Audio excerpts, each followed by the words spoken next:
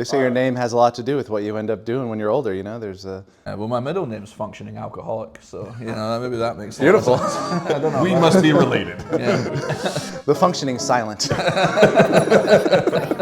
Me and my buddy, we make it all of this money. Yeah, I know it's rude to be bragging. They never catching us slacking. Me and my buddy.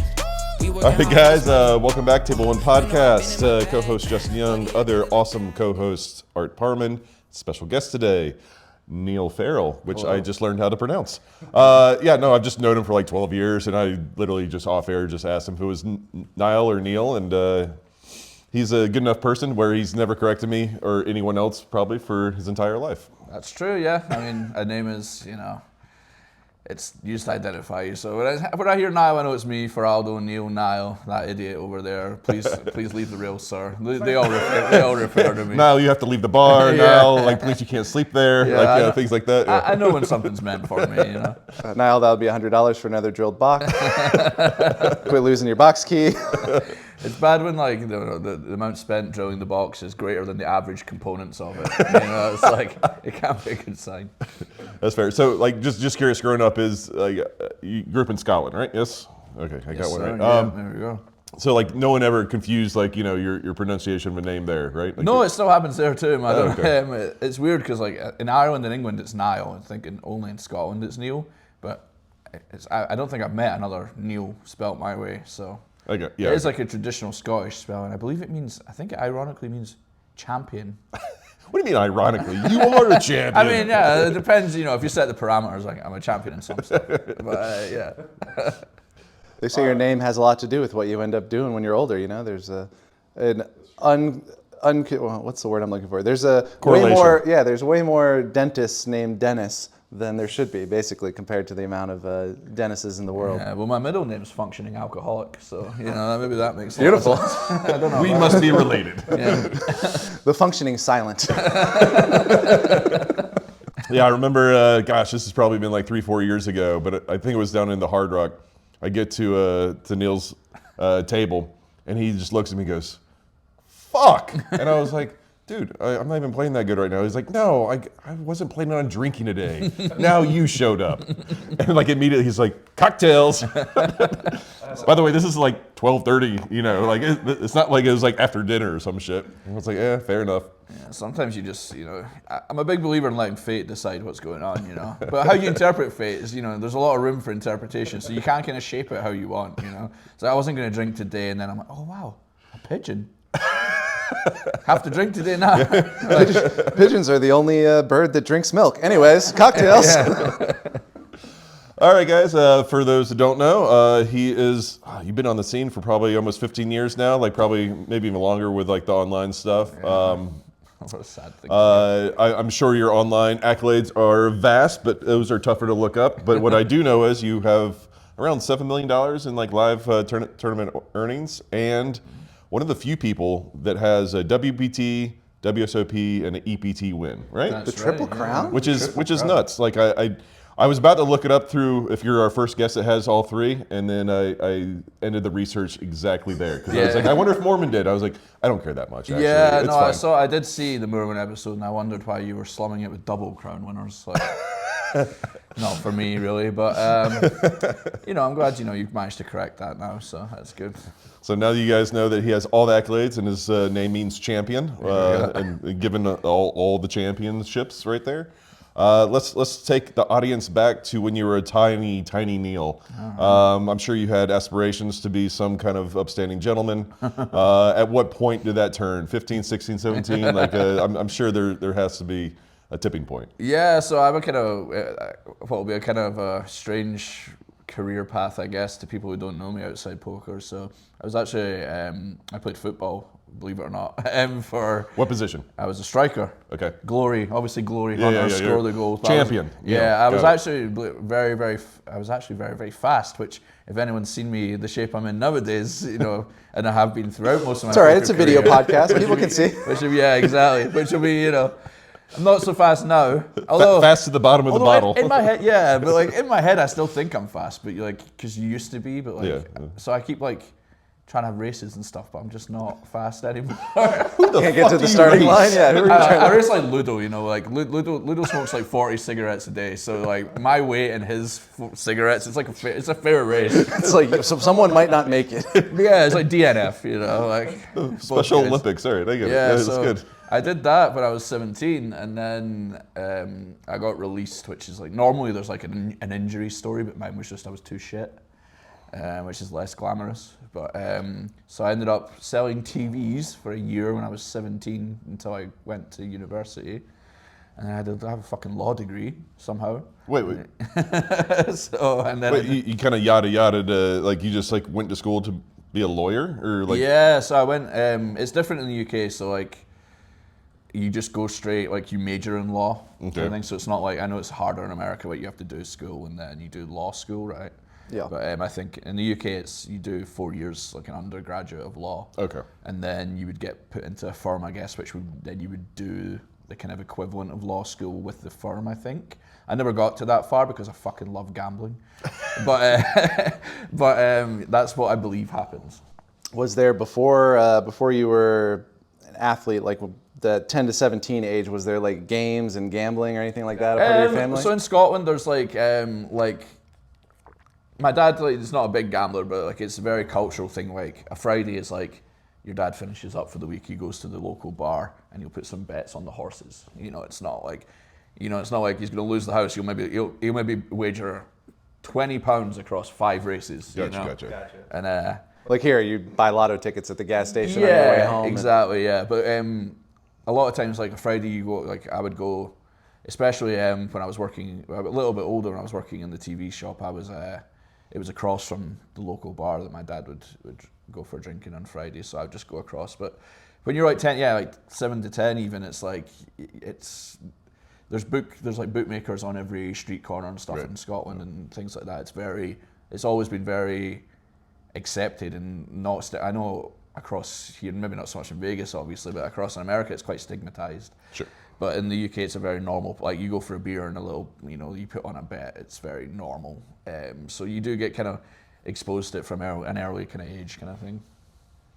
So when was your first sports bet then? Did you tell your dad that you had a feeling about your soccer team growing up? So my football team, Celtic, had a player called Henrik Larsson who was a world-class player playing in Scotland for some reason, and he stayed for most of his career just out of sheer loyalty. So he's like my hero.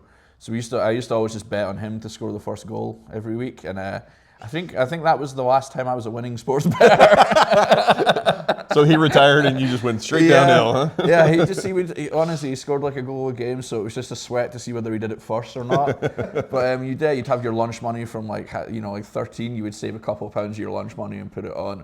I would also put one of the defenders on at like 25 to 1, so like plus 2,500 or something you guys do out here, or plus 250 maybe? Yeah. Plus 250. Oh no, plus 20, I don't know. Plus 2,500 if it's 25 to 1. I get mixed up with American. So whatever, you're a toddler basically. You're just walking up into these bars and like I want to bet on my hero. Yeah, basically, yeah. Like we were allowed. You weren't really meant to be in the bar, but because like they know your dad, you just allowed in the bar. And there was a guy. I think he's dead now. Poor guy. He was called Pot. I don't know his real name. He's just Pot. And he used to just take bets in the bar, so we didn't even need to go to the bookies. And that was how it worked. So he was happy to take the 13-year-old's lunch money. I mean, I think I got fucking limited by Pot when I was, Yeah. He's like, no more of this sharp money. I don't know why, but I feel like Pot is the quintessential like Scottish nickname. I don't know why. It just feels like no other part of the world is like, oh yeah, this is Pot. Yeah, some great Scottish nicknames, man. I played poker with some great Scottish nicknames. So I don't know if we'll get to that later on, but. Got some good ones. Well, we definitely will now. Yeah. All right, guys, quick break. We just wanted to promote the fact that we got a nice invite from Poker Go Studios to run a Table 1 stream game from the January 21st to the 25th, 6 p.m. till 10 p.m. while they're running their PGT series. If you want to sign up, you just go to table1.vegas/pokergo and you fill out the form. We are going to be streaming every day from the 21st to the 25th from 6 p.m. to 10 p.m. The reason we're streaming then is because they are going to be streaming all of their final tables from the kickoff series, PGT, and after those are over, we're taking over.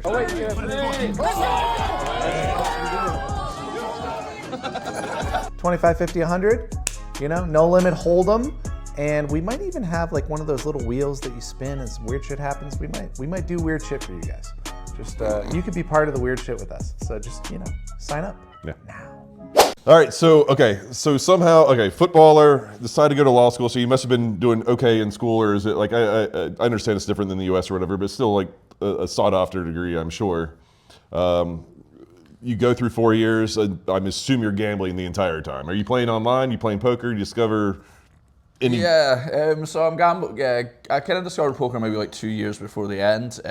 I'd always played it a little bit, so like this is like, you'll probably hear this from all the UK people. It's we had a show called Poker After Dark on Channel 4, which I think was basically like our money maker, like our rounders. I believe it was the first show to ever show hole cards. Yeah, it had that glass bottom, I remember. The old school way, which is great. That's right. Then instead of the RFID, they literally put a camera underneath and then just put like a glass square to put it in. So like, you should bring that back. I remember watching like a Party Poker Millions episode or something where there was like Helmuth wrote a fucking message on it and it was like fuck you devilfish or something, and put it on the glass, which is great. Yeah. But no, I started watching that, but all the characters, it was like proper like dark lightings. Like I think folk were smoking in. It was like Devilfish, Helmuth, Jackarama, all these like legends of the game, like Simon Trumper, who love Simon, all these guys. And so I started watching that at the end of I watched it by mistake. I was staying up to watch the WWF on Channel 4 when I was like 14,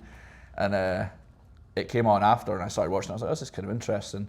Played a little bit with friends at university when we didn't have enough money to go out drinking, which was like the last week of every month, basically. After a lot of sports bets had gone wrong that month, and just went from there. Started playing a little bit online, but I worked full time during university as well, because I had to pay for it, like put myself through uni basically. So I was working full time, and then I'd get my wages, and then I'd put it on, and I played like 1-2 cash online. I would just lose.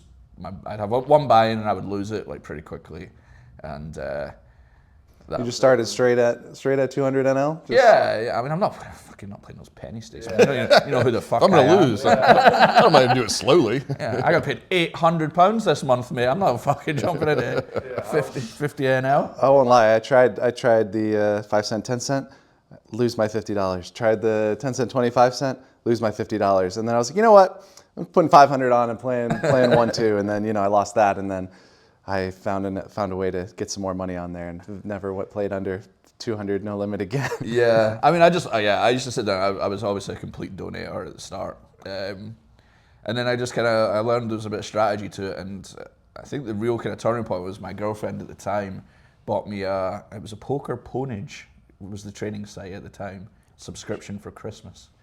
And I actually met a lot of people through that, and that kind of accelerated me through. So like, I met some of the coaches, and then I ended up getting backed by some of the coaches once they realised I could. Was that Kevin Saul? Was that he Below Above did a little bit for them as well, briefly. The main one for me firstly was Jerry Watterson. I don't know if he still plays anymore. I still have him on Facebook, but he ran like a kind of small stable on. There was a poker forum called Part-Time Poker, I think. Oh yeah, I remember that. And I started out there getting stakes for like $4 180 mans and stuff like that. But like, just to be clear, like you were losing the entire way, and somehow you found someone to back you. Isn't that not how it works? I know what this looks like, guys, but the corner is turning. I mean, if variance is a thing, I have to win. I ran out of money. You have money. Would you too like to run out? Yes, I can help you. You have a gambling addiction. I don't have any money. Mutual benefit. Yeah, true. Symbiotic, as they call it. No, it was. He's selling TVs. He just sold himself. That's all he did. He just No, I was very good at repeating buzzwords, so that got me. That got me in there. Got my foot in the door. And I was like, yes, I've gone for a C-bet here. I've decided to. Ooh, he knows C-bet. Yeah, I've decided to put the pressure on. Ooh, pressure. But no, take my money. Yeah, no, I just started slowly getting like, I was completely awful, but I got really lucky, met a lot of people through there, and kind of just went, so like after, I did some lessons, I did a lesson with Jerry, and then he kind of like after talking to me, he's like, "Oh, why is your average buy-in like $4?" And I'm like, "Because I fucking sell mobile phones and I'm at university, Jerry. What do you want to tell me? What do you want me to do?" And he's like, "Oh, would you be interested in playing a little bit higher?" And so I played under him for a little bit, and then got a little bit better. And then I met. The main probably turning point for me was I went out to Florida for one of these like getaways, like coaching getaways that they had. I didn't have any fucking money, so it got fronted for me. Because obviously, I'm a professional poker player. I don't have any money Clearly. at that point. And I met David Randall, who was Ghetto Fabulous. Randall N. No, That's Randy. You would think that though, Yeah, right? yeah. I actually forgot, but yeah, no, I remember. But Malicious. Malicious is weird because he spelled it wrong. I think. 222, but we got really close actually. We ended up rooming that trip, and I was on a bit of a downswing, so I played lower than the other guys that were there. And he said to me, "Don't really understand why you're playing lower than all these guys, because you're probably the best one out of the group here." And obviously, as a huge narcissist, I loved that. Yeah. And that was it. A friendship was born. More compliments, please. Say more stuff like that and hang out with me.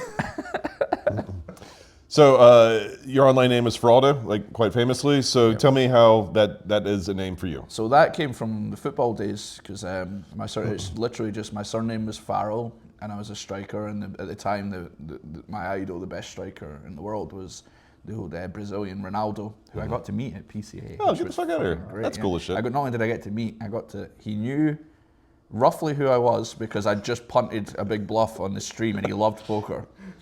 And Oh, you're the guy that sucks. yeah, he goes, "Oh, you're a Scottish bluff man." I'm like, "That'll do." I'm like, "Yes." And I need to change my shorts. and I told him how Farrell and Ronaldo became Firaldo. Okay. And I told Ronaldo that story, and him and his smoking hot girlfriend drank with all of us for the rest. So I did tequilas and blackjack with Ronaldo for one night. Oh my God. Yeah, all my friends are just like, How old that's were like you? my one poker story. No, I'm so it's jealous. fucking amazing. That was PCA, so it must be like about 10 years ago, probably. Okay, so you were still like mid-20s or some shit like that. Yeah. Oh yeah. Dude, that's I could sick. go hard back then. Not like now. 10 in the morning. Yeah. Cheers. Cheers, guys. All right, real quick. Do you have crypto just sitting in a crypto wallet doing nothing? Then you've probably never heard of Gauntlet.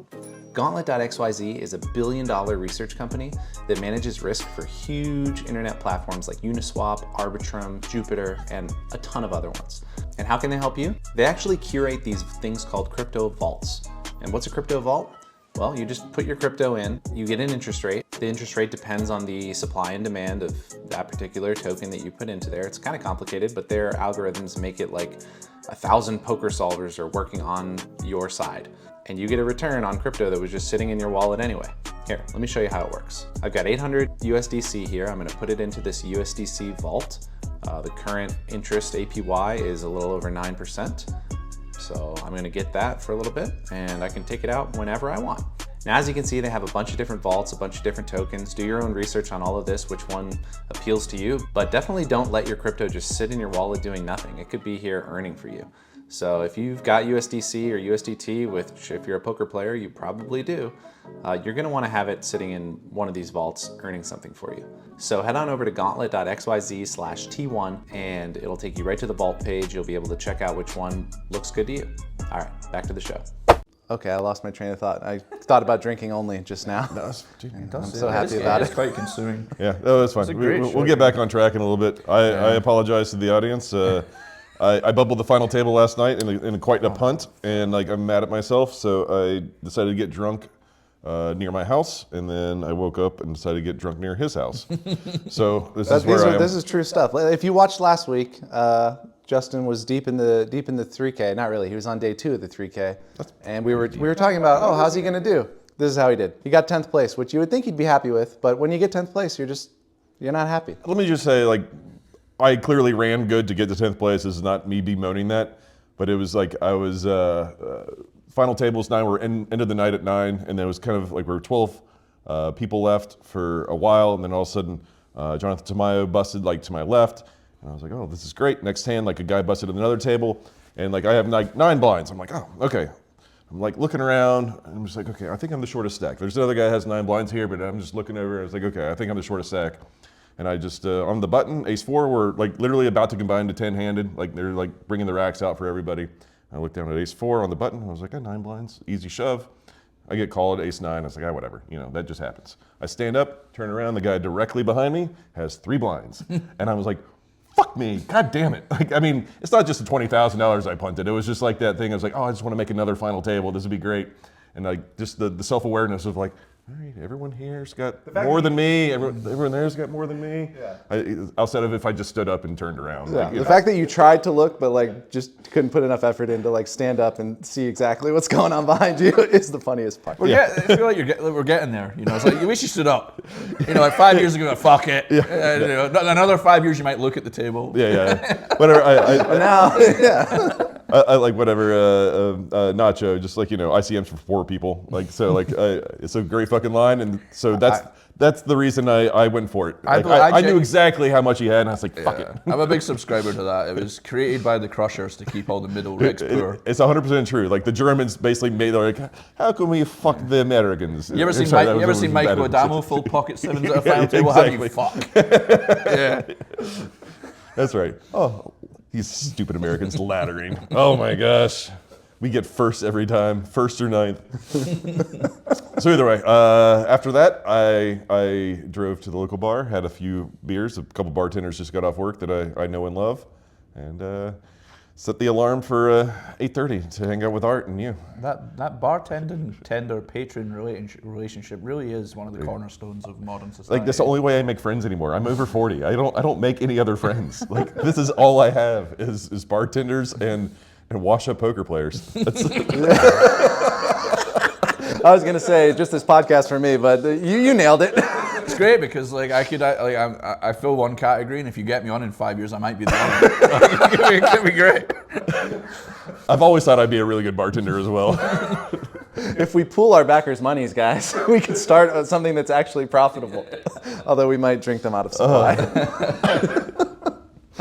Oh, that's fun shit. Either way, so that's why I'm a little slow right now, and that's why we had a lapse of no Guys, no we talking. had Moorman on, and he's at the final table. By the time you watch this, you'll know what happened. But there's 6 left, and That's right. the reason Neil's here drinking with us is because he's pre-gaming the rail, and he's going to go and be loud and obnoxious for his buddy. Future Firaldo, I'm sorry for this that you got thrown out on live stream. I really. Can't we just shirtless? Yeah. Can anyone, if you're seeing this a week later and you haven't heard from me, please send bail. Thank The you. beautiful thing is this is going to go out in a week, so if there is anything embarrassing you do, I can actually slip it in here right now. It's like the South Park episode where Randy is like like in the stands watching his kid play Little League Baseball, and every single game he intentionally gets in a fight with the other dad from the other That team. episode is so good. I'm sorry. I thought this was America. So good.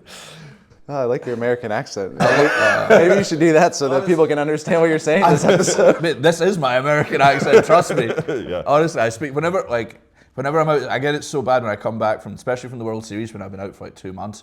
I come back and I get back to Scotland and I'm still talking. And the first thing I hear from my friends like, "Why are you talking like a dick?" Is that you back from Hollywood, aye? You've been in the movies. Yeah, well, everyone here just says what to you too many times, and you got to talk Everybody like a dick. calm down, Clark Gable's back. There we go. Don't know what you said, but I like There what you you go. said. There you go. That's one for the subtitles. Yeah. One of our good friends, James Bullimore, is as British gets and whatever, and it's like even texting with him, like, what the fuck is he saying right now? I have no idea what's going on. The best thing about it as well is that like even within like if you go to like the north of Scotland and the south of England, they can't understand each other. So I don't know how you guys are going to do it. You know. Yeah, fair. I've had also when there's another Scottish person at the table, I kind of revert back. I think I'm very easily malleable. You know, I'm like I'll just kind of a social chameleon, I believe is the term. But I'll start talking Scottish again. And me and Ludo, particularly, have had this more than once. We've been talking at the table, and the dealer goes, "English only, please." Is that a fucking language? Fuck you. Oh, that is awesome. Everything about the last few minutes I there. agree. I'll reel it back just so we can move ahead. I don't think we've passed where he's been 22 yet or whatever. Yeah. So let's. The good thing is I'm only living till 40, so you know, you don't have a full thing to go. All right, so you've got some coaching, you got some backing. That's awesome. Like you just they back you for just the online streets? Is that kind of like the plan? You're just like Poker Stars, whatever, Full Tilt, all that jazz? It was Stars and Tilt back in the day, and then I was backed for. I remember it vividly. I was backed. I was playing for. Essentially, when I went pro, I quit my job at Car Phone Warehouse, which is basically Best Buy for mobile phones. I think Best Buy actually bought them. I just had enough of that job. And it was weird because it was like for a university job, it was like all commission based, so it paid really fucking well. Like I worked 28 hours a week, and I was making like 35K a year, which is like, that's huge. Which is like, when you're at university, it makes you king of the university. No kidding, you're fucking buying rounds and drinks. I mean, it's £1 a drink at university. You know, I'm like, yeah, fuck it, give me 12. Yeah, if you had a worse job, no way you'd become a professional poker player. It's like you wouldn't have all that excess money to spend. But it was really soulless though. It was like, cause it was commission based, it was like, you're 85, you need the Mega Blaster 84,000 with all the add-ons. Like, you fuck. And it's like, fuck. I don't know how. Like, every bit my soul was dying, so I decided to do something truly altruistic like poker. Where you can become the Mega Blaster 8000. Exactly. No, Art and I talk about it almost every episode about like how it's a kind of a take business, and that I don't know, like throughout my career, like twice a year, inevitably, I would just have this like come of the age moment where I'm just like, I'm just kind of a hustler. Like I'm just like scamming people out of their money, and like you feel kind of like shitty about yourself, and like I could be a lawyer, I could be a doctor, I could have done all this. I think productive things because you're mostly live cash, right? Yeah. So I think like you have a fair argument for like there's like as being like an entertainer. Like people will go and watch a guy sitting on everything like an evening with, and they'll pay ticket prices. That's kind of just a ticket price, Yeah. We just sometimes pay the audience, that's all. Yeah. Every once Thanks in a while. for coming, here's some money. This year especially. Yeah. So like and subscribe, guys. We need the money. We play high stakes, but not for long. Yeah. I didn't even have a bankroll though, because I kept spending all my money. So when I quit, I took out £1,000 on a credit card and just put it online and played $4 180 mans. And as soon as I did that, I was like, I am a professional poker player. That is what I am. How do I earn my money? I play poker. It's kind of it's a gangster, like old school cowboy, like feeling, mentality or whatever. And like, I honestly think that's part of the reason, like, my wife found the profession attractive. It was just like, wow, he's outside the box. He's fucking Butch Cassidy That's over it. here. Like, there's some attractiveness to it when you're, like 20 or 25 or whatever. Yeah. It does lose some flavor. I often think of myself as a cross between Batman and Frank Sinatra. And I can see how that would be, how that could be the perception from the general public. Top half or bottom half Superman. I heard Sinatra was hung. Batman on the bottom. Little bat wing down there. Superman might kill her. He's out in the cold a lot. I don't know what to tell you. Gotham's cold, man. I always wondered how Superman and Lois got down without her dying. Never felt it. You're pregnant. Actually, that's probably how it worked for you too. You don't need to be Superman for that. All right, really quick, guys. Phenom Poker is out now. It is live. If you want to get extra tokens, 100 extra tokens, and if you want to support Table 1, just go to joinphenompoker.com, and that will help us. Fill in your information, and you'll be on with us. Tons of people on there, tons of action, especially until Art and I will run out of money, I think. That's true. And we are doing a some sort of free roll. Anyone who signs up through our link, we're going to eventually reveal the details on Twitter, but if you sign up through our link, we are going to go all in up to 10 times at $100 no limit until somebody wins the $100. We might stack you 10 times and you'll lose 1,000 in this promotion, but we are trying to give away 100. So if we accidentally stack you 10 times, thanks. Thanks for playing. All right, joinphenompoker.com. Now! All right, so you're grinding online, you're like building up a roll at some point, like playing these 180 mans. Obviously, Black Friday hits. We all weep collectively as a poker nation. But to someone like you that was like almost solely online, like tell me your experience. Like So, at the time, I wasn't as worldly wise as I am now. Good. I'm starting to slur my words at fucking 10:30. Beautiful. Let me know when you refill. Yeah. Oh, it's actually quite close. So, yeah, I wasn't a big picture guy back then. So at the time, the Americans were by far the best online players.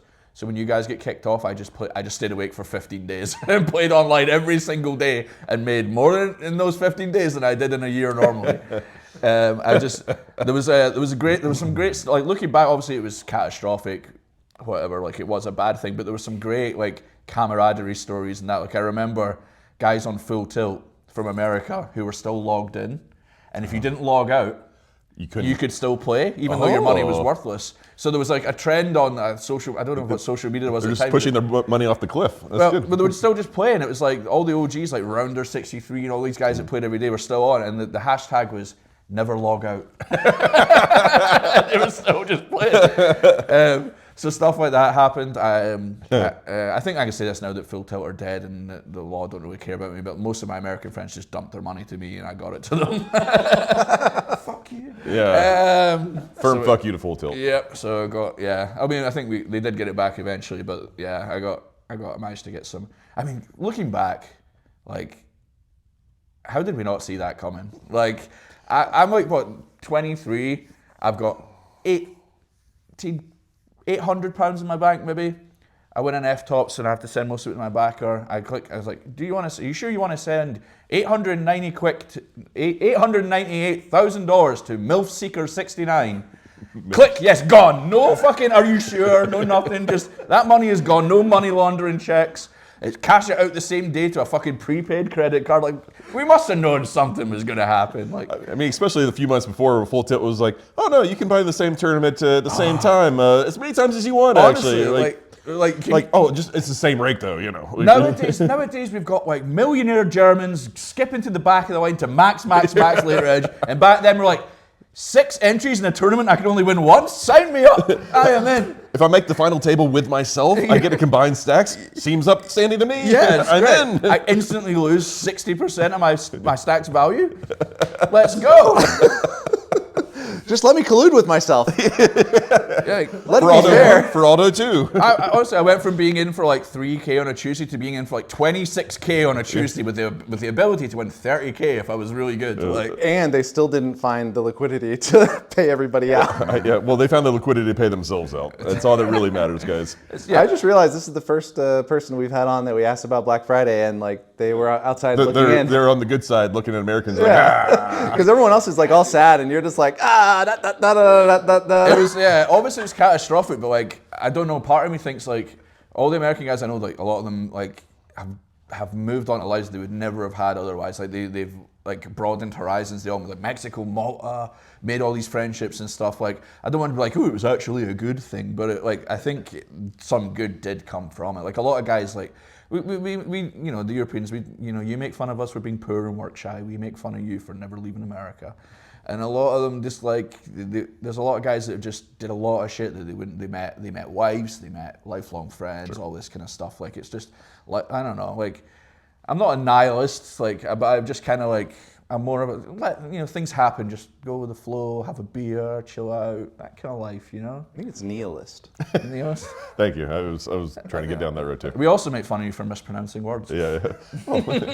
We speak American. I bet you're sitting there with your aluminum fucking can talking about nihilists. Well, it's only nihilist when you do it. Jesus. Oh, was it a pun? I'm sorry. Yeah. No. He knows how to pronounce nihilist. I need more beer so I get funny. Yeah, let's go. Listen, look, you guys say a lot. You guys do. I'm with you on like through though, like THRU. Yeah. Like we have thruff. We mix it up on route and route depending on where you live. Oh yeah. I'll grab another one if that's okay, please. Thank you. Let's just do this for like 6 hours. This is fun. We could. We could build up a backlog, although you might miss some of the final table. And It never starts on time anyway. sorry, he's gonna win, so you just come 2 hours late. Come on. Yeah, take your time. I don't want to take my time. It doesn't work. It doesn't work the same way if you take your time. Justin spit his drink all over the place one time. The episode with Dylan Lindy. By the way, guys, you should it's Lind. I don't know, whatever. You guys should go back and watch that one. Just that scene though. There's a lot of like. Actually, the whole thing's great, but there's a lot of like sound errors in that one, and it's kind of my fault for being a shitty editor back then. But There is a part where Justin talks about, I don't even forget what you're talking about. We're talking about something and he spits coffee all over the place because he's more of a beer guy. When coffee goes in there, Yeah, I mean, fuck is granted, this there's some bourbon in there as well, but like it was just like wasn't just pure coffee. He's not I'm an not, idiot. I'm not an idiot. But yeah, like it hit like right there in my throat. It's like I don't know this substance. Like XL. Release. Water? What the fuck is that? I guess send it down, see how it reacts with the other shit. Hey, Dylan Lindsay though, by the way, what a great guy. Yeah, What a great guy. And honestly, a criminally underrated poker player. Like, I agree. I think that's a part of our profession that we don't see as much. Like, like for everyone who runs as hot as I did, like I would imagine Dylan's better than me at poker, but I ran hotter, and I won. Like, if Dylan ran the same as I did, he would probably have more accolades. It's one of those like, there's not a lot of justice. We like to pretend there's justice, and we make a faux industry around who's the best player, and no one knows. But I mean, sure. Like, no one's gonna realize their actual return on investment. It's skill plus fucking run good at the right times, and then like at the end of the day, you either feel like you're an idiot or you feel like you're a genius, and there's no in between. Exactly. That's fucking poker. Everyone should get into it. grow the game. Come play at table 1. Like, I still like whatever. I've had a good week in tournaments, and I'm like, oh, I'm a fucking genius. And then I make a mistake like I did last night, and I was like, how did I ever cash a tournament, let alone like win some? Like, honestly, it's so weird. Like I did this documentary thing, which and they had to go deep dive into like how you think about poker and stuff, and it is like that is so weird. Like you know logically, objectively, you must be quite good, but there are times where you're like, am I just shit now? Like, and everyone gets it. I think like even like the top guys get this moment where like, am I like not like. It's all comparative, obviously. So am I like washed now? Like, Dan, I don't know. And it's like, no, I've just won like 3% more flips when I thought it was great. Like, it's just that's all it is. Like, it's just like, yeah. Yeah, I think it's more of a game problem than a user problem. Like we're all like, oh, I think I'm pretty good, and then the follow up is like, does it matter? No, poker gods, smite thee. But speaking of the opposite of smiting, at some point you won some shit. Yeah. Oh, let's fast forward past Black Friday. Like you started coming to the U.S. to play live poker. Yes. Was that motivation just because you missed playing with Americans online, or? I just wanted some hugs off of the guys that used to tell me to die in fires and chat. You don't get that anymore because of woke. Yeah, I agree. Like the ... is the most tilting fucking thing. I know. On the bright side, you can fling shit at people. Yeah, that's true. I mean, have you really outed someone if they haven't wished cancer upon your family? like, I don't think you have. But yes, I did start playing some live. So were you being back for live stuff right away in 2011, or? No, so like I played mostly online. I think this is a great. So I did a great. This is a great like trivia thing. So I did one of those stupid Ask Me Anythings during COVID when I was losing my mind, and one of the questions was to try to win. I was like doing a competition. It was where did I make my live poker debut, and it was actually at one of the Florida dog tracks that I played a $300 tournament. It was my first ever live tournament, so I knew no one would get it, obviously, because I don't like giving away money. But what a free roll! Yeah, exactly. So get it up, but also so. From live, when did I start playing live? I think my first like major tournament was EPT Berlin, and I'd won a package. I don't think I was back to that point, so I had all my own action. Because I was in a 5K tournament with a 4K bank balance and didn't sell any, because that's how we did it back in the day. Damn right, man. In fact, I think my bank balance might have been not positive because. I remember this was the first time. So I didn't meet all the UK guys. I met the American guys through Poker Opponents before I met all the UK guys, which is kind of strange for a Scottish guy, right? So the first time I met Jake Cody and Chris Brammer and all the elite UK guys that like I'm reading magazines about was in EPT Berlin, and we went for dinner. And I remember being on dinner and doing CCR, knowing that if I lost, I couldn't fucking pay for it. That's fantastic. It's like, yeah, guys, I'll sort this out. I'll see you later. And I'm just through the back doing dishes. all these millionaires at the table, and they're like, "Yeah, what, dude, but you don't want to be it's that only guy. $700." It's the first time Like, you're like meeting like the guys that you're like, oh, I'd love to have a career like him or whatever. So like, because like a lot of those guys, they all came up together, and I came up maybe a year, 18 months behind them. So there was that kind of. There was a little time period where like these guys were my idols, and now they're all cunts. But I remember going to GUKPT Coventry, and I was like, "Is that Tom fucking Middleton?" And then now I see him like he comes over with a tray of Jaeger bombs. I'm like, "Oh, it's Tom fucking Middleton, god damn it!" Yeah, like it's just. But that period of time is so funny to look back at now. But yeah, so I played that. I was. I don't think I was ever backed for live poker. I had the funniest ever way of building a roll. I was back for online, and I won a package to the main, but it was off. My back had a little bit David Randall, but I had some of myself, and I used some of myself to swap, and I swapped with Piers Hines, and he fucking won. And that's how I built my roll. There you go. So there you go. It's all skill, of course. You know. Jeez. What did you do it before the tournament started, or did you guys make like day 3? We met for the first. No, before the tournament we swapped 2%, and so I got like 180k for him winning, and it was the most money I'd ever seen in my life. And obviously, I dusted most of it immediately in a lot of very poor but very fun decisions. Honestly, like looking back, it's eerily similar for me. I mean, I had a 20k roll, and I won a package to EPT San Remo, and I went. And I met Jason Mercier for the first time, and like we were the only 2 Americans, whatever, within like 8 feet of each other at the registration or whatever you had to do to sign in. And I was like, "Oh, you want to swap 2%?" And he was like, "Sure." I was like, "Well, that's weird." But he was nobody back then, you know. He was playing 50-cent dollar and also won his package for being Supernova Elite or whatever. And then he fucking won, and I got 20k for that. Doubled my bankroll, moved to fucking Vegas like 1 month later with my wife. I'm a genius. I would have been sooner, but I had to convince my wife, you know. I'm loving that. Survivorship bias, it's here. I mean, we are the 1/10 of 1% of people that yeah. had dreams of doing something idiotic. I love the fact that I've like faded all these very likely occurrences to be able to get sat here and complain about how bad I run. That's right. And even though I've been close to broke numerous times since then, we had RA on maybe 6 months ago, and like he has my favorite quote, like I think of the year is like, "Just don't go broke the same way twice." And I was like, I looked back at my life, I was like, I'm doing that. I'm finding different ways to do this. This is great. That's really good. I am smart. Yeah, that's really good. I had a really funny one because one of the things I love doing, and I think it's the Scottish things, I love to complain about shit. Like I love to moan, but it's like a lot of it's like, you know, I'm embellishing it as for comedic effect. Like, but I do love what I call a good seethe. I do it in fantasy football. I do it in everything, but I do really enjoy getting it out. And I had the perfect ever one was after Pierce had won the main. I went on. I went on my own. I said to David, like, we were out of makeup and stuff, so I went on my own, played online for a bit and lost, was playing too high, obviously.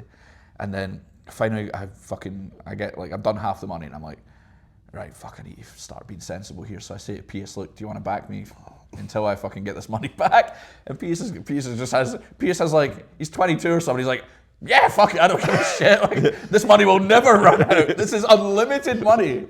It just keeps coming. Like, every time I think I've got some more money, I look in the back, and it's even more than I thought it was. So he's like, sure.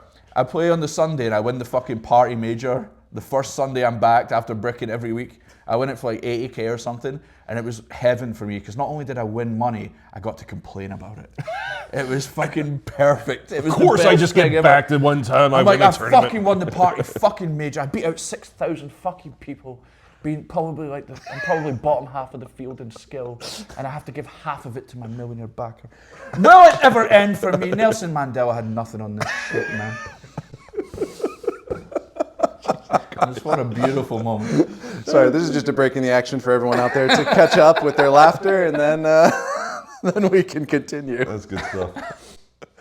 Wow, yeah, that's great. Did you immediately go back on your own after that tournament to fuck that guy? I did. I actually, me and Pratush, who's out of poker now, we ended up backing people, and we got some. That went as well as Badiga. Badiga, yeah, okay. And that went about as well as you could imagine. So we had the guy. I don't want to name names and stuff. He ended up scamming us, but we had him in an EPT final. he was 2 of 6, and we were going to drop him if he got 5th or better, and he fucking punted it and got 6. Got the money in cash when we told him not to, put it in a rucksack, took it on an EasyJet flight home, and traded it for UK pounds from a guy with a balaclava at a train station. And you don't want to name names?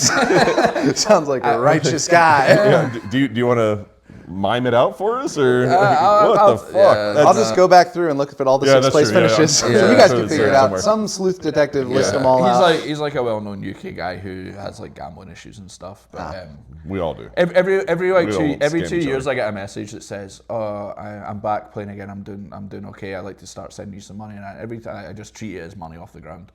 And then he sends me like $400. Then I hear from him in 6 months. So every time I get it, I'm like, free night out.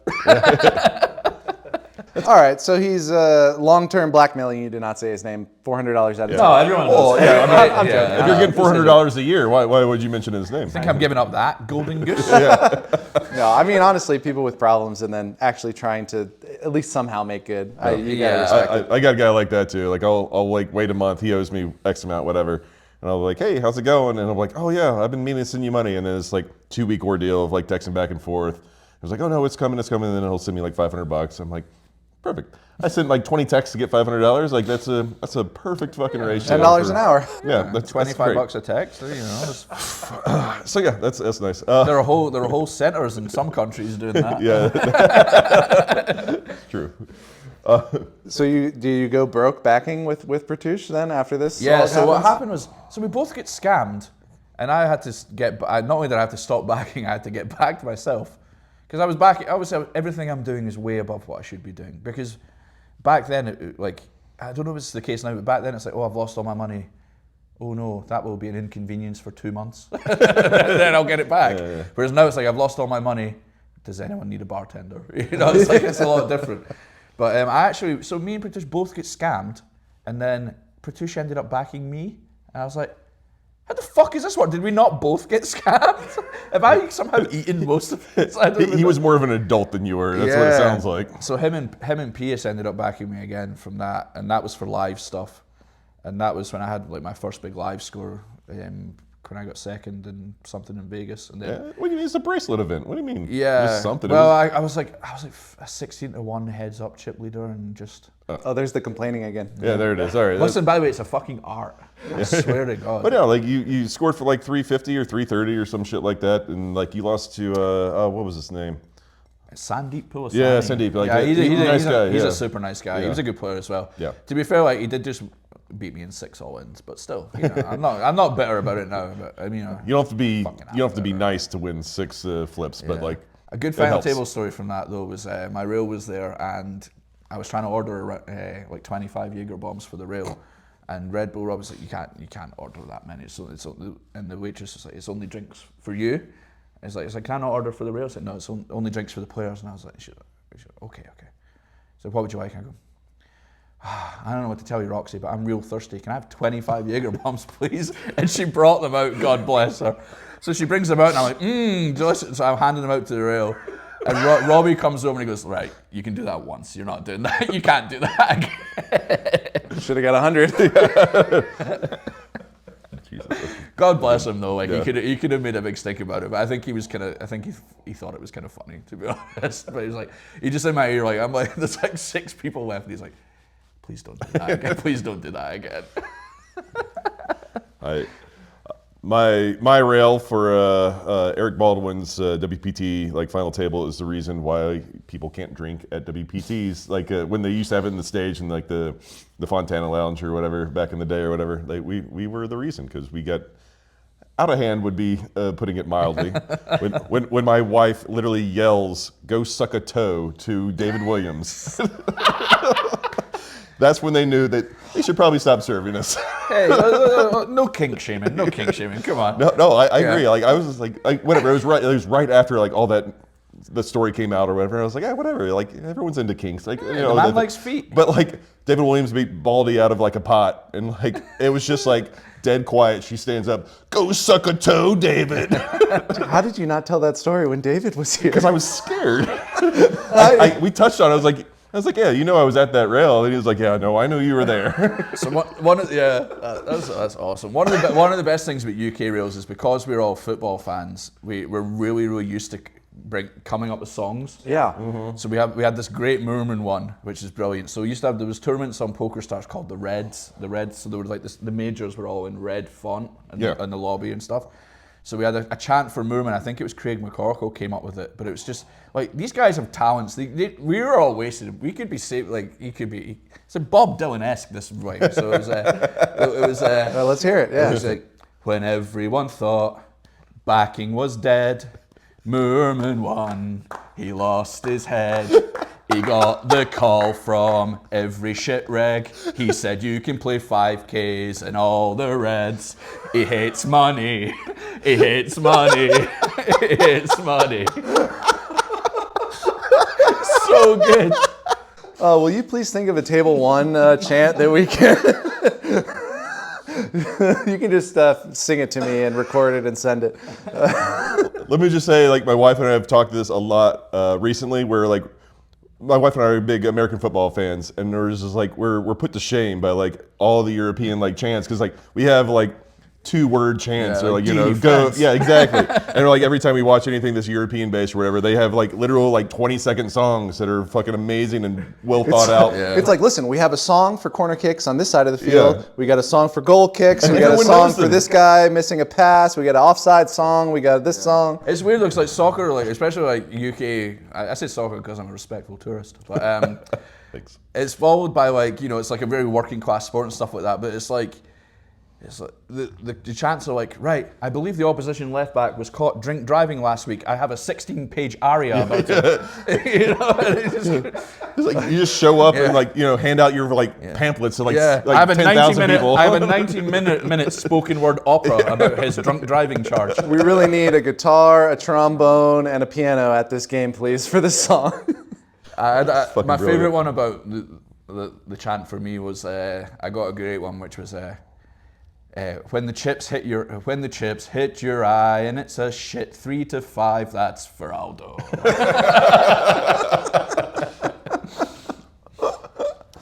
We're wasted. That's good.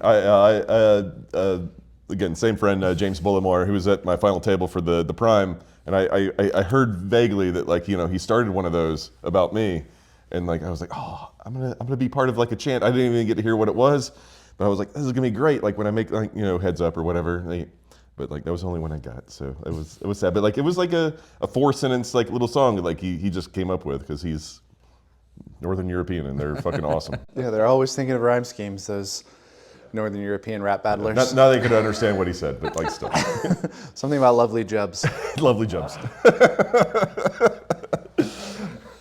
All right, so you just banked for like 330,000. You're being backed right now. Do you just like leave them the dust again, or are you just like you're Straight for grown up? dust. You know, in my head, you know, 100% bigger number than 50%. Don't think about the other stuff. Yeah, that's correct. But to be fair, that was I think that was the last time that I was backed. I think the last time it was like the one before that was the last time I went broke.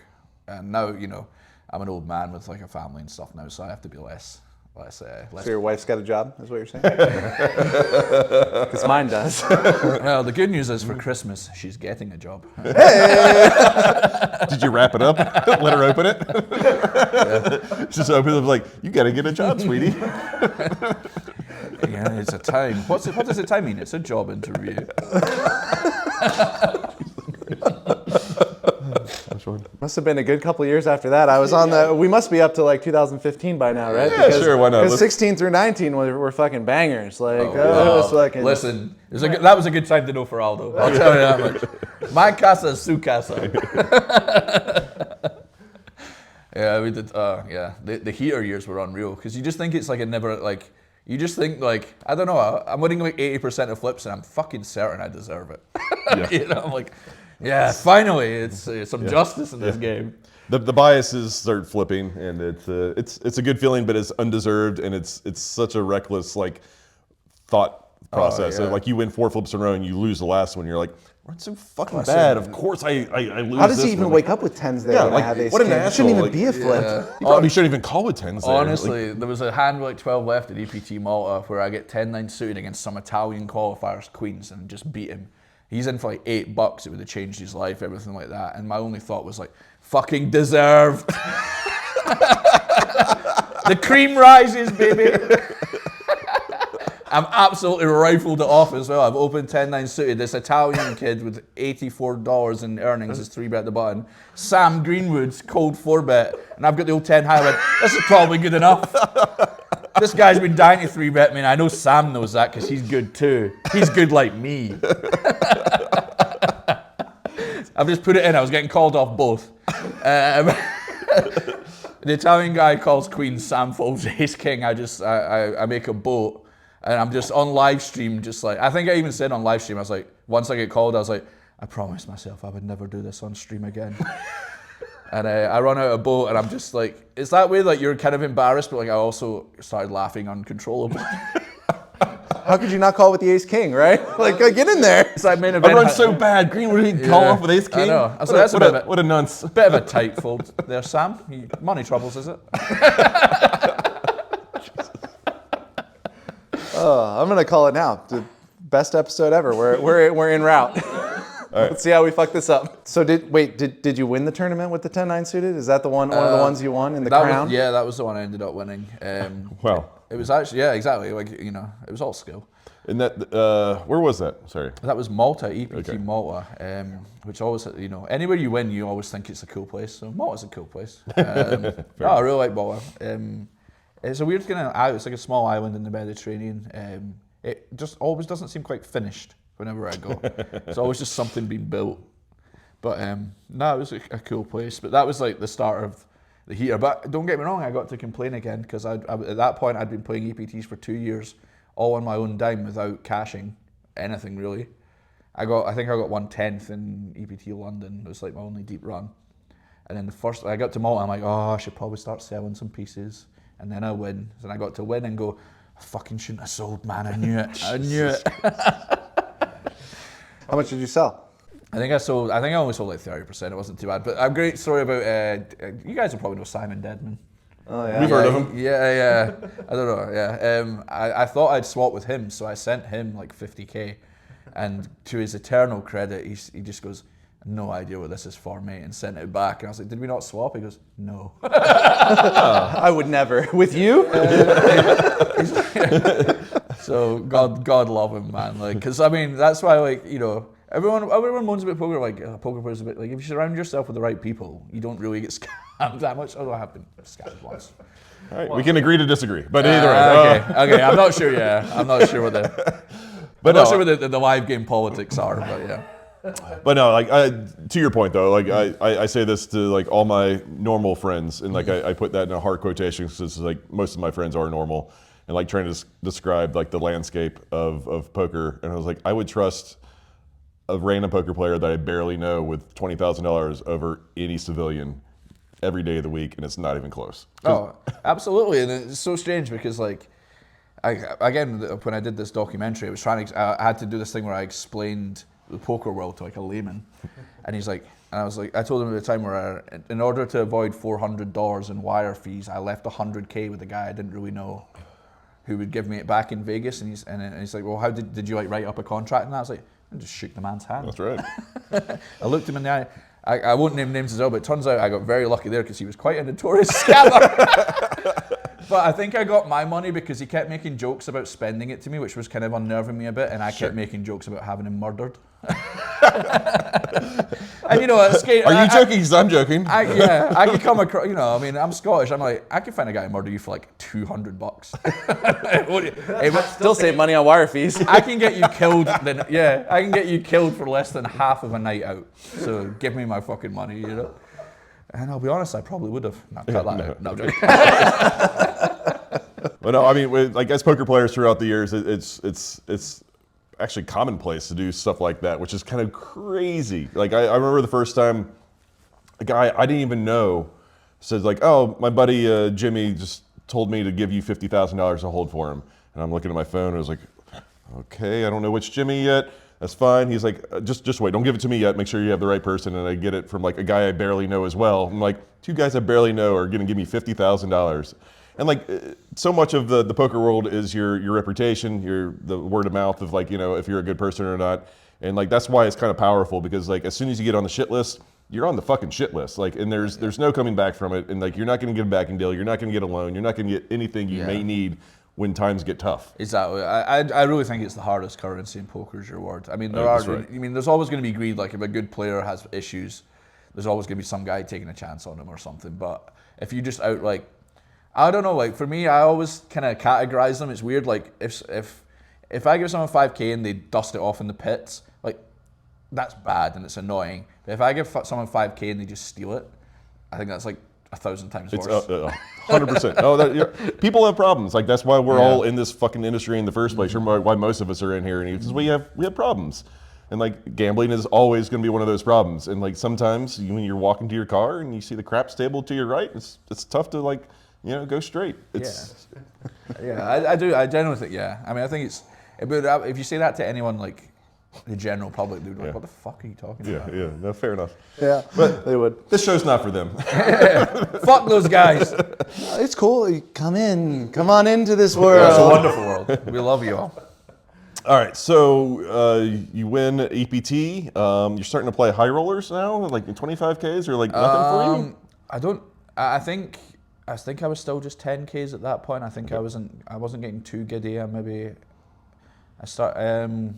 think maybe it was another year or so. Like, as much as I'm like, quite bravado and stuff, I'm quite good at understanding where I am in the hierarchy at any one point. Like, I'm not generally firing a lot of tournaments where I'm delusional that I'm winning. You're not going to look at like non-Chidwick's like, I can fuck him up. Yeah, exactly. So like, at the moment, like, because I took a bit, we'll get to it, obviously, I'm assuming we'll get to it a bit, but like I took a bit of time off and now I'm kind of coming back, so I'm not playing, I'm playing 25 is the highest I was playing, whereas before it was like 100, but when I was playing 100 it was like, okay, I think I'm winning small here, it's fine.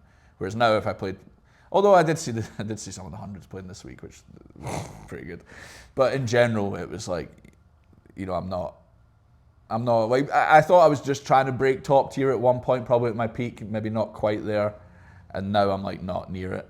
So like I'm realistic with it. I'll play 25 as like my highest just now, but I don't think I went straight into it. I think I played, to be honest, I think I just got really drunk for quite a while, like 6 months or something. It was great, but I'd more my vicarious, instead of playing high rollers, my stuff was like, I think I was the person who bought all of a player who's much better than me now, Sam Grafton. I think I put him in his first 10K. Okay. Because I was like, I loved like having the action of other people. Like, I fucking love railing. Yeah. Railing is so much better than playing.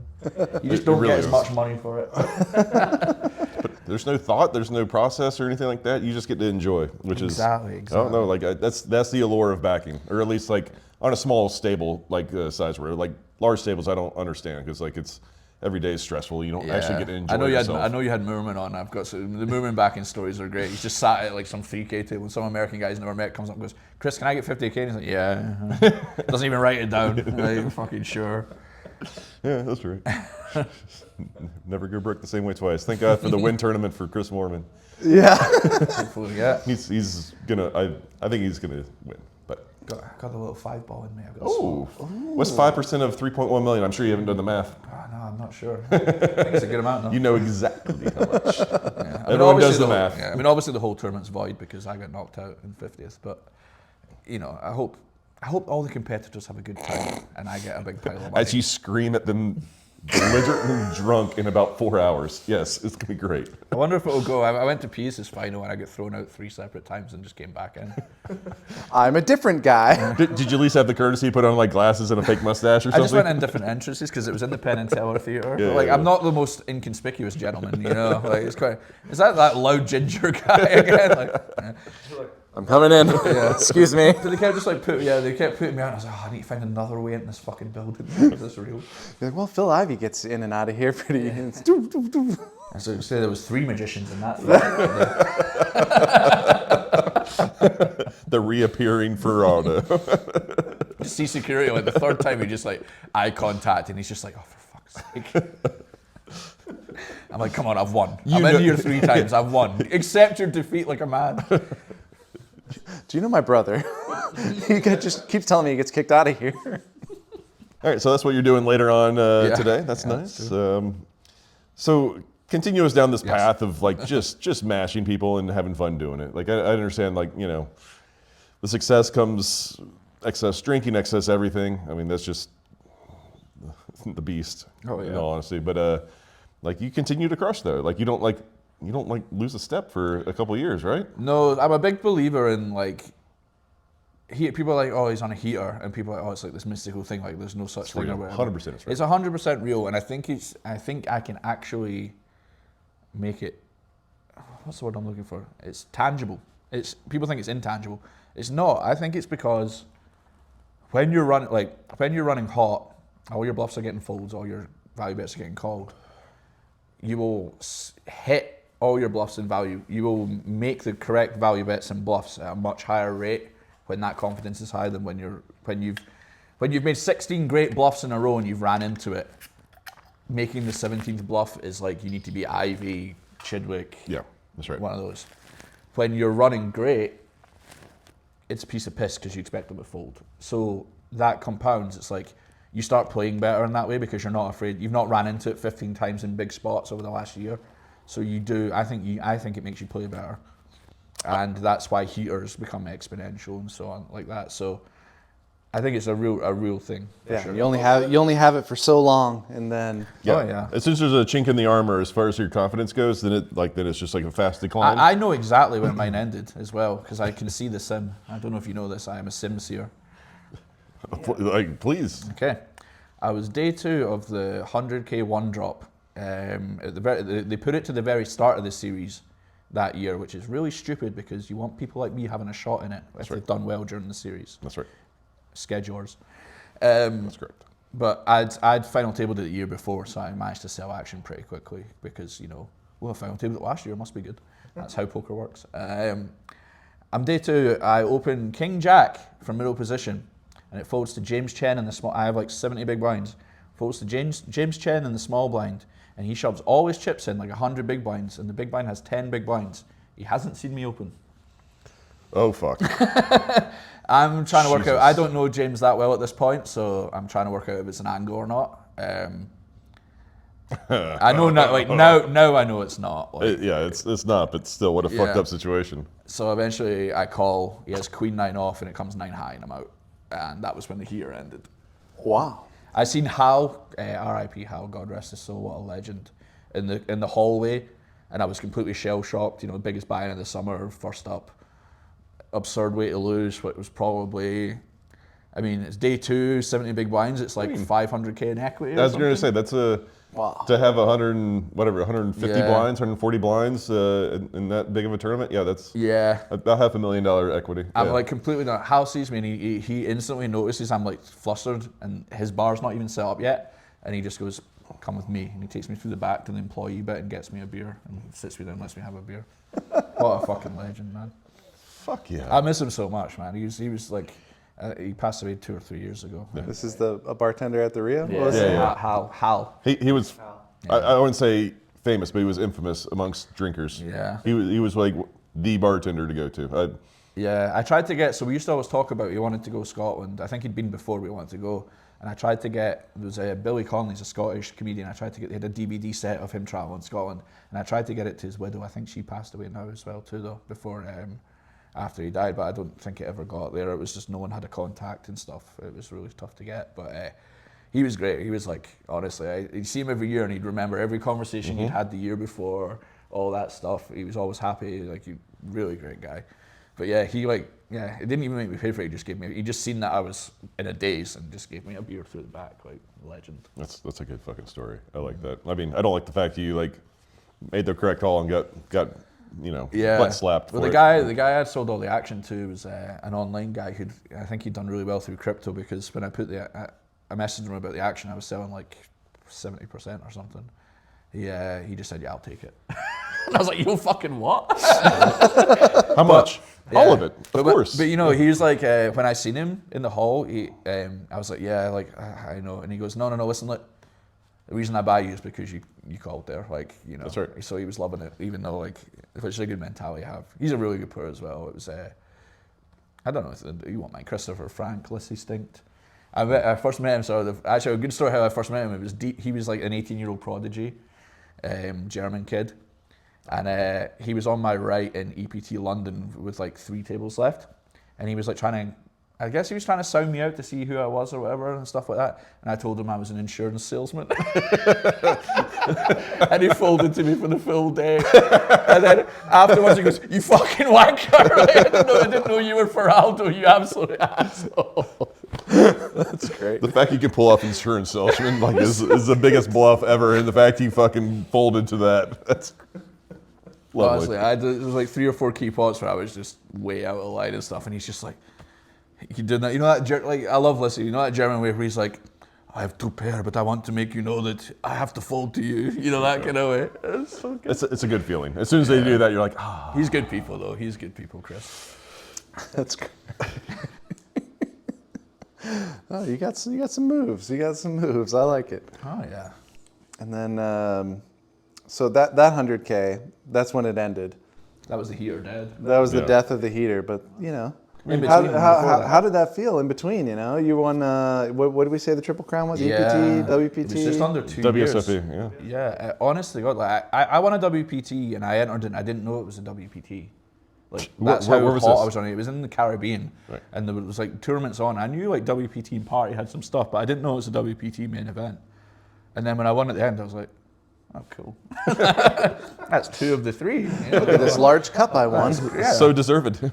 Yeah, Rant like, honestly, see the difference, like the difference between a heater and then like I had a few years after that was kind of fallow, but I made the same amount of final tables. It's just during the heater when I made a final table, I just won regardless of where I came in, and the 3 years after it, I made the same amount of final tables, but I got 7th and 8th. It's just a very dumb game that we play, but also play it, definitely play it. Yeah, no, it's- play it a lot. It's fun, but it is very fucking stupid.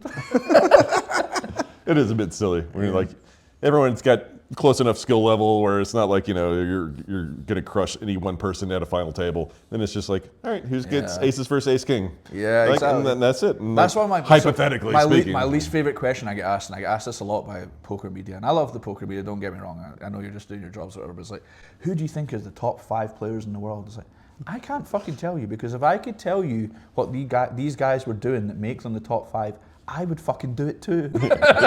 You know, it's like, how do you know? Like, I guess Michael Adama maybe. It's like, or is it like, I don't know how he plays. I don't know what he's thinking. I don't know how he does this. And a lot of it's just like whoever's running the hottest at the time is the big thing. And I know we have to make a narrative to sell the game and stuff like that. But a lot of it's like, oh, who do you think the best tournament player in the world is? It's like, I don't fucking know, because I can't. If I could objectively watch the tournaments and go, this guy's doing this, that makes him the best, I would know that that's what makes him the best, and then I would be the best. You know? or at least be tied. Yeah, exactly. Yeah. Like, and I don't. Like, these guys are doing things that I don't fully grasp yet, or I don't completely understand, and that's what makes them better than me. And as a result, I'm in no place to judge who's the best out of these 2 guys that are better than me, or I would be better than them. And also, buy me a drink. Yeah, and also, does it matter? Yeah, that's the thing. I mean, like, whatever. The top echelon of like 100 players, let's just call it, across the world, they're percentage points like away from each other regardless. And then whatever. It's who runs hotter, who fucking gets the fold when they need it, who gets the call when they need it, and that's Yeah. it. Like, Exactly. like it's all kind of silly games or whatever. But It's like, a lot like golf, where like the top 50 in the world have a chance against each other any day, and it's just however the ball rolls, you know. And exactly. But every once in a while, like a Joel Damon like myself or something like that's gonna fucking sneak in there and fuck those guys up. that's right. Sorry, that's You ever seen a guy putt with a driver? Watch this, fuckers. Joel Damon is my spirit golf animal for sure. I watched the Full Swing documentary. I'm sure it's quite popular. Everyone's just watch it or whatever. Even if you don't like golf, it's a very emotional thing, and I do think it ties in very, very close to poker as far as like this like self-reliance, self-perpetuation, self-hatred, like continuing on through like, you know, trying to like make money and like, you know, not have to work at Best Buy, you know, like the following day. And it's great. And Joel Damon is that. He's just you know, he's on the cusp of like being there, but like kind of like hates himself at the same time and just tries to fight that animal of like self-hatred, not thinking you deserve to be there and like actually deserving to be there at the same time. That's awesome. Yeah, I think a lot of these like kind of individualistic pursuits that we are in, like poker and stuff like that, a lot of them are fueled by a lot of self-hatred. Yeah, it's Yeah, I actually heard this. This was not in a poker context. It was like someone was talking about when they invest in startup companies, and they specifically look for people, not necessarily self-hatred, but like they say, chip on shoulder equals chips in pockets. So if you've got that drive, that chip on your shoulder, you got something to prove, even if it's just pure revenge, like I want to invest in you. Now do you love me, Daddy? Now do you love me? And then the new daddy is like, I do love you. Return me money. Welcome to the portfolio family. So it's funny that you say that, but. all right, so let's reel it back a bit. So like obviously you had that huge run, and like to your point, like you made just as many final tables as you did like during your heater, but now you're getting 7th and 8th instead. Like this has got to fuck with you a little bit mentally. Like I know it would me for sure, hypothetically.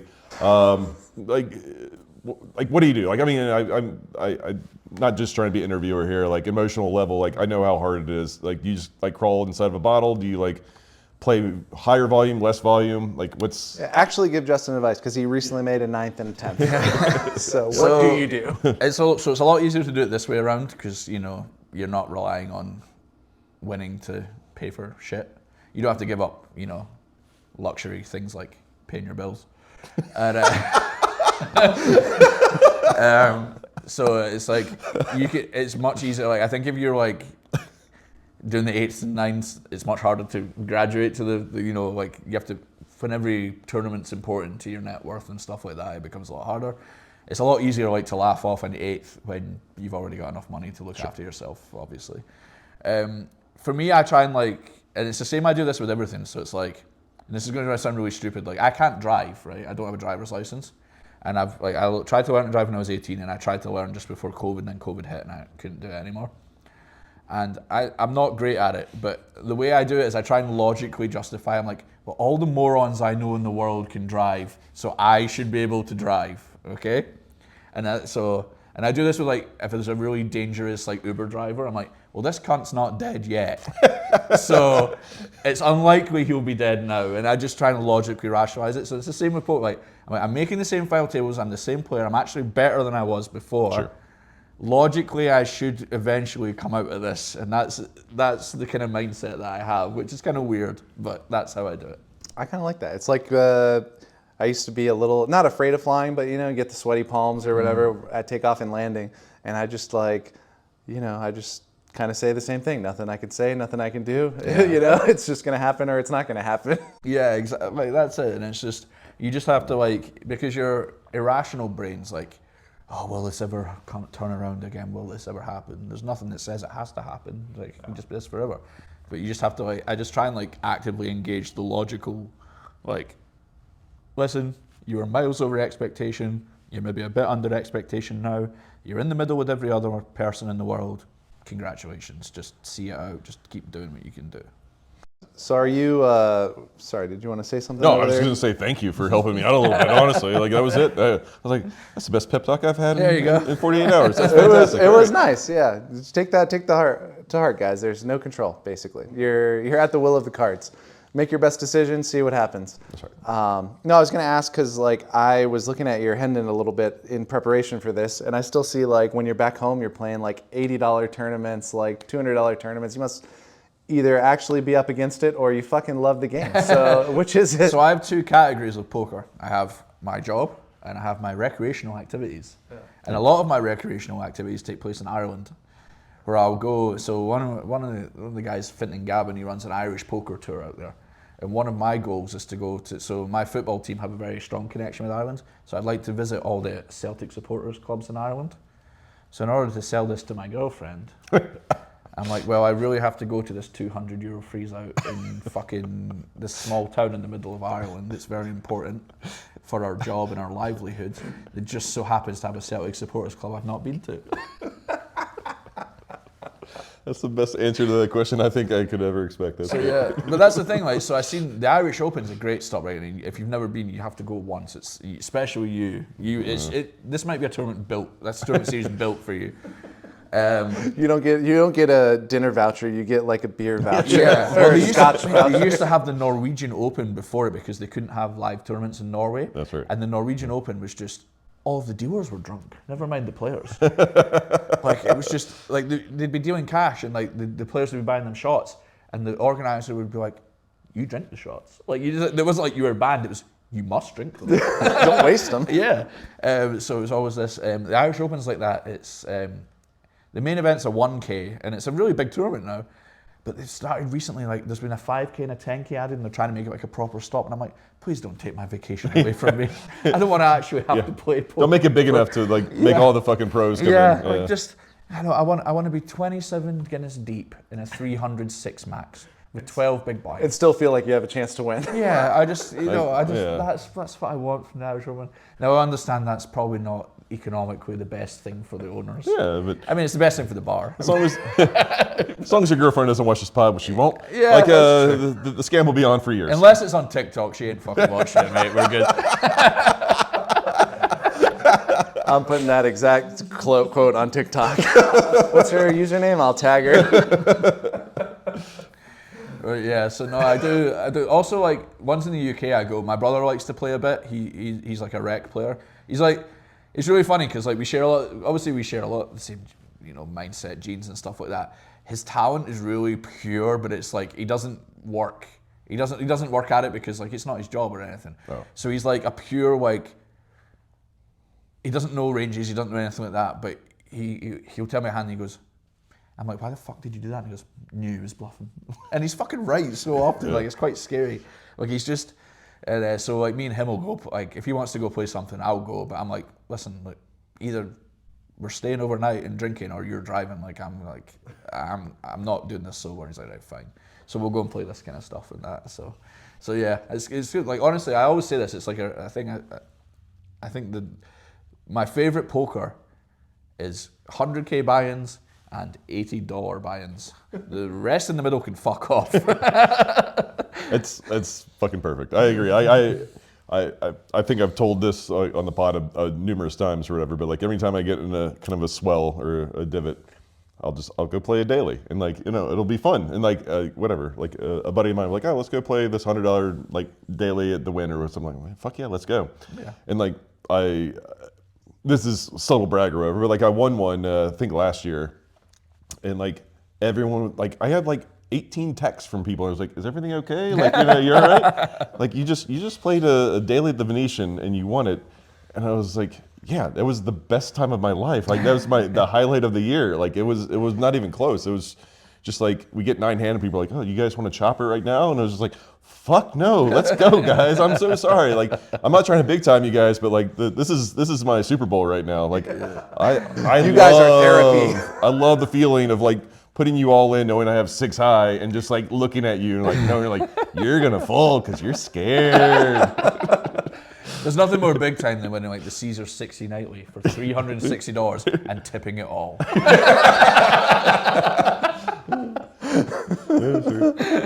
I used to play those Caesars nightly. I would play Bellagio 10-20, start drinking around like 4 or 5, and then they would have a nightly that started like 6 or 7 or whatever, and I would show up a little like buzzed up. I was like, I'm gonna get hammered until I bust, and like I did so well. It was great, and I would stay at the Imperial Palace, which is like not even a casino anymore.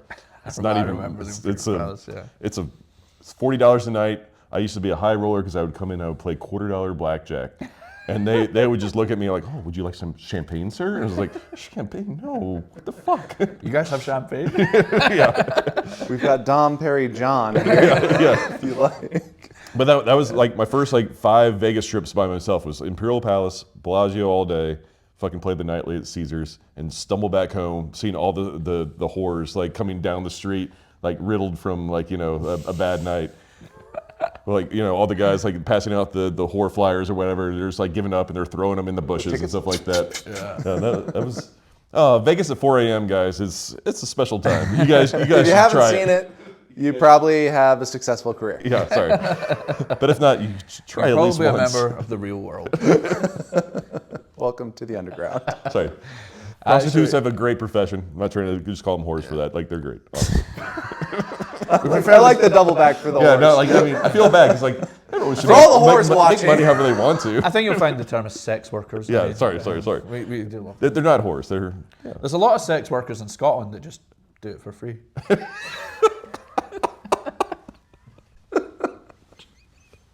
Pro boner.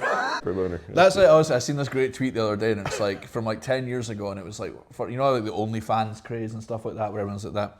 And it was a picture of a girl who was just like doing like a little strip tease or whatever, and it's just like 10 years ago before OnlyFans, purely doing it for the love of the game. So good. Do what you love, and the money will find you. You know. All right, I think we're enough off the rails. Let's just go to future, Neil. Yeah. What's the rest of your life going to look like all the way to 40? Yeah, all the way. That's a great question. I don't really know. I still enjoy poker. I don't enjoy it as much as I did at the start, but I think that's normal with everything. Like when something's new and exciting. But I still, you know, I've never been very good with a boss or authority and stuff, because I think I get like the mix of like thinking you're smarter than everyone and having to take orders from them doesn't work. So I guess my, you know, not personality just like, especially like when I worked at Carfirmware, I was like, like my bosses and that were great, but it's like, oh, you need to do this, and I'm like, you know, that scene from like Parks and Rec with Ron Swanson, he was like, I know more than you. Like that was me. I'm like, no, I'm not doing it that way. You're a fucking idiot. Like, you know, like. So I don't know, like, I do like poker. I don't know if I necessarily see, like, I love like the OGs who are still doing it. Like one of my favorite people in the world, like Barney Boatman, like he just won an EPT now, and now he's a Stars Pro. And It was it's just like fucking a awesome. What a legend of a guy, by the way. One of the funniest guys I've ever met in my entire life. We were out, me and my friend were out in Vancouver for a scoop, and we found out Barney was there, and we went to watch the cup final. We knew his team was playing. So I'm like, Barney, you want to? We've got some seats for this cup final. It's like 10 in the morning or something. Do you want to come? I said, yeah, that's great, lads. Yeah, sure. So he shows up, or whatever. We've saved him a seat or anything. You know, respect your elders, save him a seat. You know, all this kind of stuff. And we're like 10 minutes into the game, he just goes, do you want an edible? I'm loving it, Barney.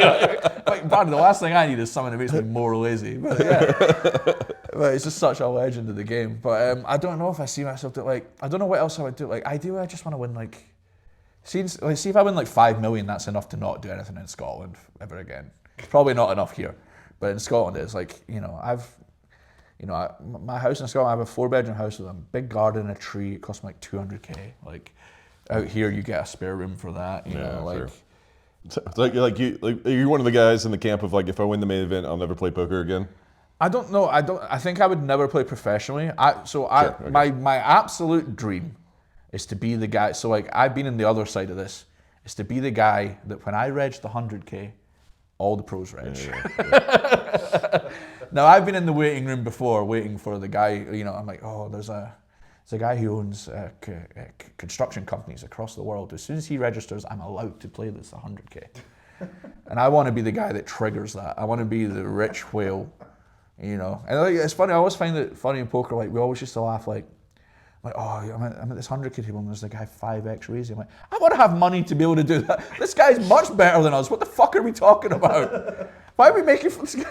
It's like, you know, like, oh, he has not studied the GTO solution for this spot, as he sits with his fucking 7 concubines in his solid gold house. Like, yeah, we are in the wrong profession if it's actually for money and playing 100Ks. Like what we should be doing is not playing against the other brains. We should be out there looking for the richest person we know, who is also close to the dumbest person we know, and find out what they do. the stuff that I actually have great examples, but I'm not saying them on camera. I'll tell you them afterwards. I'm just saying, like, anyone who is like very, very well off playing these 100Ks, but like part of their business still relies on a fax machine, like that's, if it's for money, guys, that's where we should go. I actually had one of my favorite ever tweets that I think should have got more love was just me saying, selling 99% of every 100K so I can bluff, so I can try and show off in front of the rec and get a job at his hedge fund. That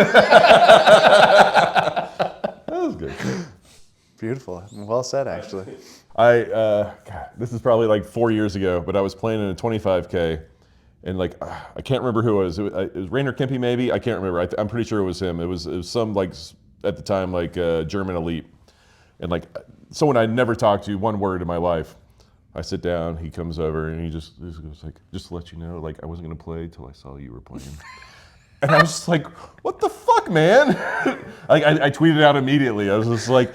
I just got told that people are playing now because I decided to introduce. What he said was like, "There's a lot of Justin Young types in the field." Is actually what he said. Do you know Rainer quite well now? No, I don't. Okay, that might have been the last time I spoke to him as well. He was at my EPT Malta final table, and I thought he was the biggest cunt I'd ever met in my entire life. And now he's one of my favorite humans in the world. Like that's just his sense of humor, and he doesn't even mean it at all. Like he's so dry. He's like so dry that like all Americans and like 80% of Europeans don't get that he's joking. But honestly, like the night after I'd won Malta, we were out drinking and he was out with his buddies and stuff. And it was to the point where I was like, I'm going to go fucking say something to him, you know? But I know him a lot better now, and he's just like, that's his sense of humor. And it's actually, when you click that it's not serious, it's the funniest thing in the world. And it's like I had to take it as a joke, by the way, otherwise I would have quit right what there. you And I was gonna like, do? "Can I get my buy-in back, please?" Like this German just but no, like he said it, I was like, "Let's just hear that." And I tweeted it immediately. I was like, "No one cares that like he's just talking shit to me," which is amazing, by the way. Like I think there needs to be more honestly, like talking shit in poker, but like that's just me. He's just like some of the like, because like Germans they have a reputation of not being like the funniest or whatever that, but he's just cold. My favorite one is do you know Jonas Makov, the Canadian guy? So don't. he's like good friends. Like he's good friends like a lot of the Germans, but he's good friends with us as well, like Moorman and the UK guys too. Like he lives in Vancouver. We see him quite a lot. Like close friends. The Germans have this thing like Jonas was in one of their group chats like 18 years ago or something. Every new group chat that's made in the Germans, they add Jonas to it. Just 15 years later, he's still just getting added to like it's like EPT Baden room sharing, and it's like everyone that's sharing a room and Jonas. Like it's just like the commitment to the bit's really good. But no, I mean, right, like Reiner's, he is like I can see like he's quite like I think a lot of people that don't know him that well or like think he's a total dick, and like he kind of is a bit, but he's so funny, man. Like honest to God, like. Fair enough. I think it was someone said I can't remember. I think it was Paz tweeted. I think Firaldo is one of the most underrated regs in poker, and Rhino just comes up to me one day and goes, "Just for the record, I don't think you're underrated."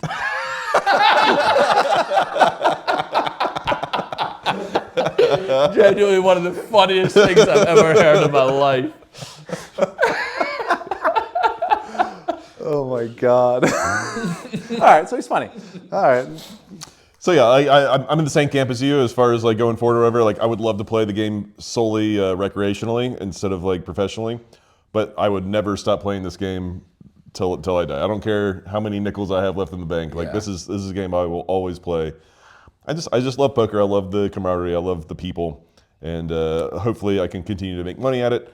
But in case I don't, I'll still play. In case he doesn't, like and subscribe, guys. There you go. Perfect lead in. We don't make much money off of this. We need a lot more people to get this shit rolling so that we can be recreational. Damn right. Like I just predicted we're gonna have 15,000 followers by this time next year. So Yeah.